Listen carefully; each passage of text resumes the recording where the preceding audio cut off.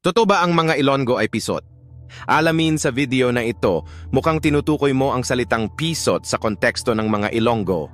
Sa Hiligaynon o Ilonggo, ang pisot ay isang salita na ginagamit upang ipakita na ang isang lalaki ay hindi tuli, uncircumcised. Sa kulturang Pilipino, ang pagtutuli ay isang karaniwang ritual para sa mga kalalakihan at madalas itong ikinakabit sa pagiging ganap na binata. Dahil dito, sa ilang lugar sa Visayas, lalo na sa Iloilo at Negros, ang salitang pisot ay ginagamit minsan bilang panunukso o biro sa mga hindi patuli.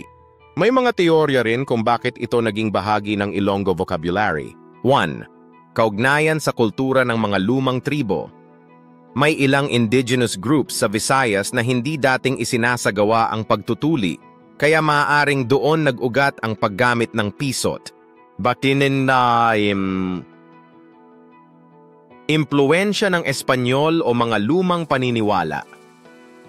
Noong panahon ng mga Espanyol, hindi lahat ng Pilipino ay nagpatuli.